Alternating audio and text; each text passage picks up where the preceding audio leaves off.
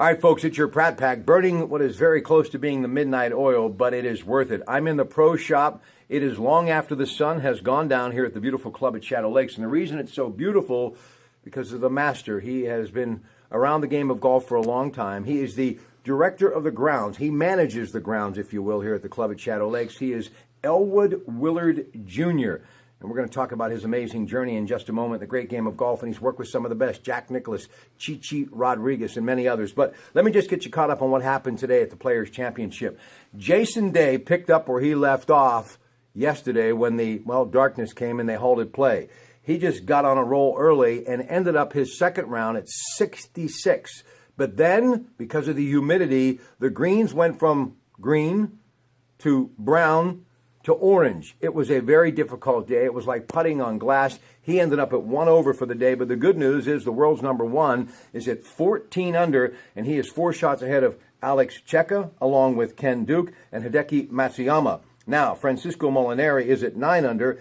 Kevin Chappell is at 8 under, along with Retief Goosen. And Carmen Trangali is at 7 under. Jonas Blist is at 7 under. And Colt Knost is at 7 under. Rory McIlroy, the man that obviously loves his Nike swoosh, is at 5 under. And just some other names out there. Adam Scott is at 3 under. Vijay Singh, the great Vijay Singh, at 3 under. Bubba Watson at 2 under. Sergio Garcia is at 1 under. But the big story is Jordan Spieth, second straight year, has missed the cut. Also missing the cut, Ricky Fowler, the defending champion, and Phil Mickelson. They are all out. They have missed the cut. By the way, the payday for this to the winner, $1,890,000. But the big story for those of us who love the FedEx Cup, 600 points at stake. Now, to the greens. Explain to the audience. And I know these golfers have the right to say, boy, I wish it would have been better. But when you're dealing with that kind of humidity, and what happened, Elwood, it was the humidity, it was the rain. The grounds crew really has nothing to do with that. That's Mother Nature. They cut the greens twice. They rolled them. They did everything that they had to do. But stuff like that happens. But especially in Florida with that high humidity, that can make it really tough. That's exactly right. In fact, you always deal with the microclimates down in Florida. And, it can change literally from hour to hour. And with your high humidity, with the dew points the way they are, it's a very, very tough job for anyone. Explain to the audience why the humidity can really cause such havoc. What's up with the humidity? Why the humidity? Well, again, with the dew point, the humidity has everything to do with the health of the greens. I mean, literally, in an hour's time, you could come up with diseases that, if you had low humidity, you could go for months at a time without any kind of issues. With these hybrid grasses, the golfers demand putting surfaces that are great. Well, that means that these modified grasses need to be mowed so short because they want to putt on glass. And what happens is the humidity is the number one enemy for disease. All right, now, by the way, you can watch everything on the Golf Channel. That's what I was doing a little earlier today. And, they were all talking about how fast those greens were. And in many cases, to the point where they were getting the average of a 2-foot roll past the cup the first couple of days, first couple of rounds, if you will. Today, it was 3.5 and even further past the hole. So that just goes to show you how fast these greens were.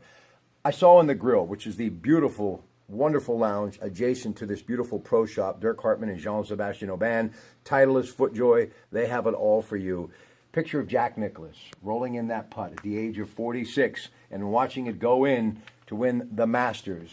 You and he have kind of a special relationship. Talk about Augusta the year before the Golden Bear, an amazing performance, won it at the age of 46. Right.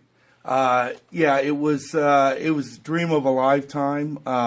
I had just started working down at the Standard Club in Atlanta, Georgia, and that was an Arthur Hills design, and that was in March of '85, and I was just learning the trade, and 3 months later they asked me if I wanted to do renovation over at Augusta National and rebuild number 9 and 18 greens and bunker complexes. What was that like? What kind of pressure was that like? Well, it was amazing. I mean, it's like Keith Foster, who is a renowned architect in his own right, renovating Southern Hills and the quarry down in Texas. He was the superintendent at the time who I worked directly for, and he said, Elwood, it doesn't get any better than this. No. He said, you're going to look at roughs that are more pristine shape than most fairways. So, and it was amazing. And you got to remember, at that time, we didn't have GPS. So when we built those greens back, they had to be back to exactly what they were before we tore them up. Spec, right on the money. Right on the money. And so with the transit, we had to go ahead and shoot grades it was basically on a 2-foot grid on an entire putting surface. Oh. And we had to bring up, and you had to get to the specifications like a layer of a cake. You had to put in your drain tile, and then you had to make sure the virgin soil was right there. Mm-hmm. Then you had your 4 inches of a pea gravel layer, and that had to be perfectly dead on. Pristine. Then 2 inches of a choker layer. Okay. Then 12 inches of a greens mix layer. All those layers had to match that ultimate green level. And so that was what's tough, because you didn't have to do it one time. You had to do it 1, 2, 3, 4, 5 times. You were mentioning before we went to tape, Frankie Solomon, the pride of Conway, my good friend, Baden Bull, guy works harder than any man I know, is shooting this on my Samsung Galaxy 7. But we were all talking. You mentioned about Gary Player.